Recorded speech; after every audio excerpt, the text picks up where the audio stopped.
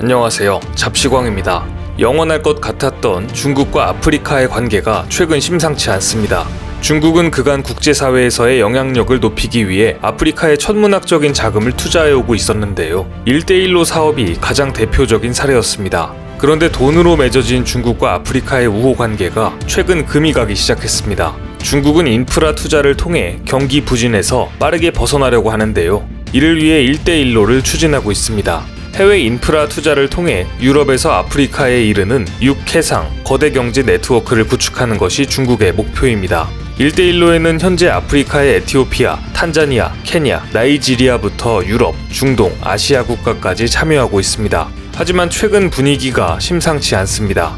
1대1로 참여 국가에 대한 인프라 투자 규모는 작년 들어 30%나 감소했고 건수당 계약 금액도 줄어들었습니다. 특히 1대1로 출범 초기에 비해 아프리카의 비중이 감소했습니다. 최근 감염병 사태로 재정 여력이 악화되고 불투명한 대출 구조로 투자에 문제가 생기고 있는 것입니다. 실제로 이미 5월부터 아프리카 일부 국가는 재정적 어려움을 호소하며 중국의 부채 탕감을 요구하기도 했습니다. 이에 시진핑 주석이 올해 연말 만기가 돌아오는 아프리카 국가들의 채무는 상환을 면제하겠다며 아프리카와의 우호적 관계의 끈을 놓지 않았습니다. 뿐만 아니라 최근 중국은 백신 연구 개발에 성공해 상용화하면 가장 먼저 아프리카에 제공할 것이라고도 했습니다.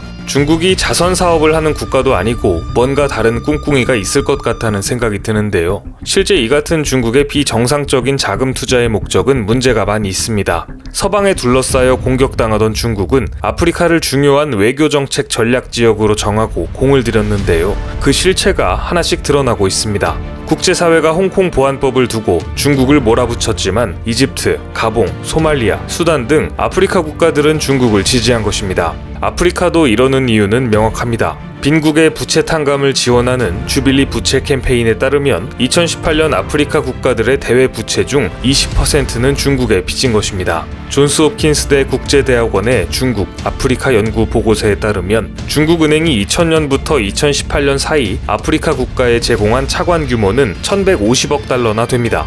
어떤 국가들이 얼마나 탕감받을지는 알 수 없지만 빚을 둘러싼 협상과 결정에 정치적인 고려가 작동한 것은 분명해 보입니다. 이러는 와중에 최근 급기야 잠비아는 국가 부도 사태까지 맞게 됐습니다. 블룸버그 통신에 따르면 이달 14일 잠비아는 유로본드 채권에 대한 이자를 지급할 수 없다고 밝히면서 첫 번째 국가 부도를 냈습니다. 지불 만기가 지난 달러 쿠폰의 유예기간도 끝나면서 채무 불이행으로 이어진 것입니다. 잠비아는 팬데믹과 경제난, 이중고에 시달리고 있다며 채권단에 내년 4월까지 이자 지급을 유예해달라고 요구하고 있습니다. 채권자들은 잠비아가 중국계 채권자에 대한 정보를 투명하게 공개하지 않는 상황에서 자신들이 채무 상환을 유예해봤자 중국에만 이득이 된다는 입장이었는데요. 하지만 이달 16일 극적으로 이자와 원금 지급을 유예하기로 합의했습니다. 중국의 채권단은 잠비아 대외 채무의 4분의 1 이상을 갖고 있는 것으로 알려져 있습니다. 잠비아의 국가부도 사태는 낮은 금리로 유혹하는 중국 자본을 무분별하게 받아들인 부작용으로 보입니다.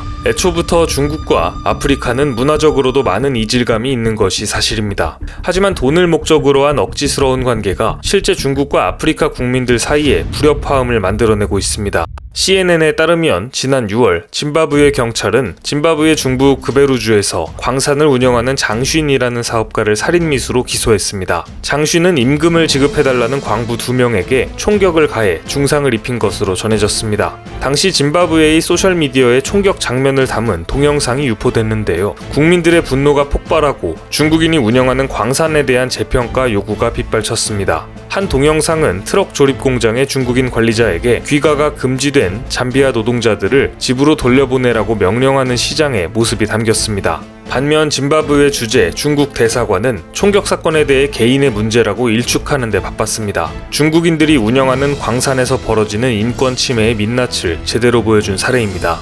짐바브웨 환경법률협회에 따르면 중국 운영 광산에서 부당해고와 임금 체불이 되고 있으며 보호장구를 지급하지 않아 불만이 빗발치는 것으로 전해졌습니다. 또 광산에서 광부들에 대한 학대와 구타, 차별도 상습적으로 벌어지고 있는 것으로 알려졌습니다. 중국은 짐바브웨의 광업에 큰 관심을 보이는 최대 외국인 투자국입니다. 칭찬이라는 중국 회사는 지난해 짐바브웨 광산부와 20억 달러 규모의 크롬, 철광석, 석탄 채굴 계약을 맺었습니다. 이는 모두 중국이 절대적으로 필요로 하는 핵심 광물들입니다. 따라서 짐바브웨 내부에서도 중국이 광물을 헐값에 털어가는 거 아니냐는 불만도 일어나고 있습니다. 뿐만 아니라 중국이 아프리카에 막대한 자금을 쏟아부으며 공을 들이고 있지만 중국어를 중요한 외국어라고 생각하는 아프리카인들은 여전히 극소수에 불과한 상황입니다. 홍콩 사우스차이나 모닝포스트에 따르면 아프리카 연구조사기관 아프로바로미터가 아프리카 18개국을 대상으로 진행한 설문에서 응답자의 2%만이 배워야 할 중요한 외국어로 중국어를 꼽았습니다. 주목할 점은 이번 설문에서 응답자의 48%가 자신들의 나라가 중국에 많은 돈을 빌리고 개발 지원을 받은 것에 대해 우려를 표했다는 것인데요. 케냐, 나미비아, 앙골라의 응답자들이 중국에 대한 과도한 부채를 걱정하는 것으로 드러났습니다. 중국은 1대1로 추진을 위해 아프리카 등 가난한 나라들을 부채의 덫에 빠뜨렸다는 비판을 받고 있는 것입니다.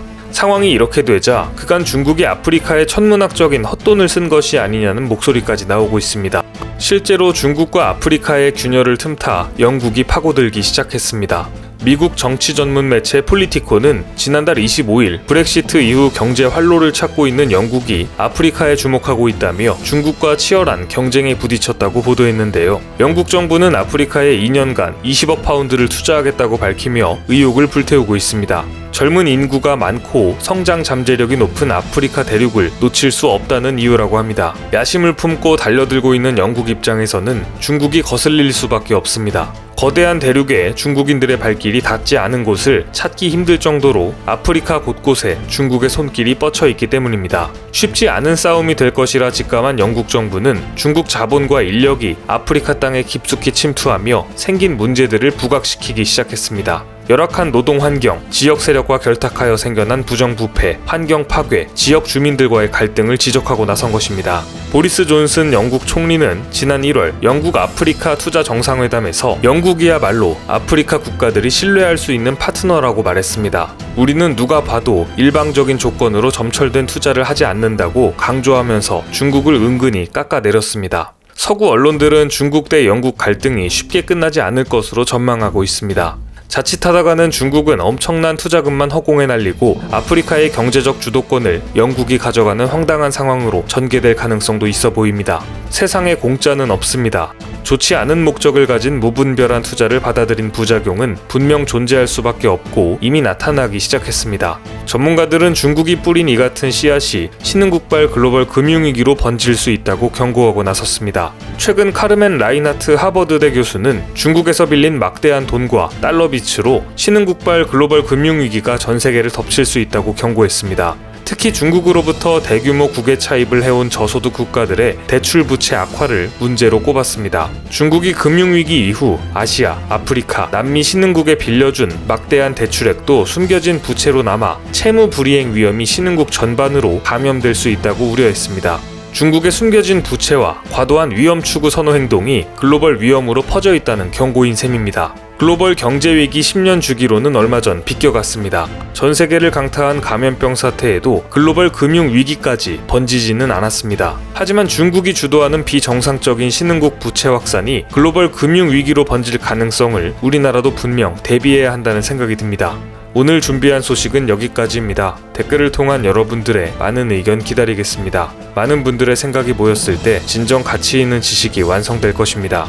시청해주셔서 감사합니다.